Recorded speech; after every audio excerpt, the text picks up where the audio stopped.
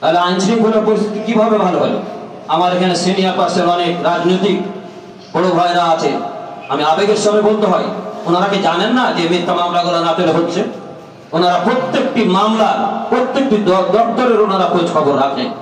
আমি তাদেরকে উদ্দেশ্য করে বলতে চাই আবেগের স্বরে যে আপনারা এত কিছু জানার পর আপনারা নেতা হয়েছেন, নেতৃত্ব আছেন, অথচ নাটোরের আসল চিত্রটা আইন শৃঙ্খলা কমিটির মিটিংয়ে বলা হলো।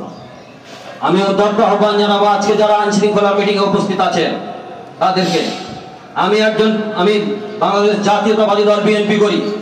1921 সালে আমি কসবা ইউনিয়ন থেকে নির্বাচিত একজন চেয়ারম্যান। আমার বিরুদ্ধে তো আগে মামলা ছিল আওয়ামী লীগের আমলে 11টা। আমি নাটোর থানার প্রথম ক্রসফায়ার আসামি ছিলাম। আমার একটুকু খারাপ লাগেনি, কারণ রাজনৈতিক কর্মকাণ্ড করতে যে আওয়ামী লীগ হিংসাপ্রবণ ভাবে আমার উপরে একের পর এক মিথ্যা মামলা দিয়েছিলেন, আমি আনন্দের সাদরে গ্রহণ করেছিলাম। কিন্তু দুঃখের বিষয় হলো সত্য কথা, আজকে ওসি মুনির আসার পর ইনি একজন আওয়ামী লীগের র এবং এজেন্ট। উনি প্রমাণ আমি করে দিতে চাই, উনি আসার পর শুধু আমার ওপর না, আমার সামনে বসা ছবিকুল চেয়ারম্যান উনিও কিছু বলেন। ওনার ভাইকে রোজার মাসে মিথ্যা মামলায় একটা আসামি করা হয়েছিল শানপুর ফতেপুরে, সেটিকে উনি ফাইনাল দিয়েছেন।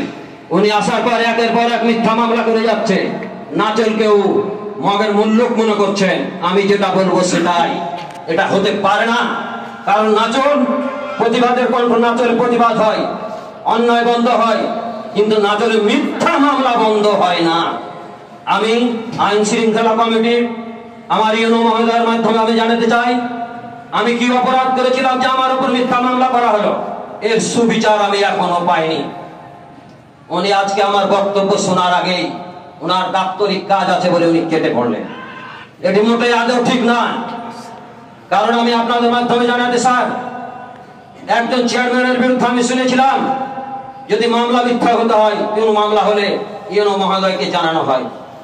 তা আপনি কি জানতেন স্যার যে আমার নামে মিথ্যা মামলা হচ্ছে কসবা ইউনিয়নের চেয়ারম্যানের সামনে? আপনি জানেন না। আপনাকে 2 দিন পর আমি মোবাইল ফোনে আমি বলেছিলাম, স্যার আমার উপর মিথ্যা মামলা হয়ে গেল। এই ঘটনাটি হচ্ছে সোনামাসনা গ্রামে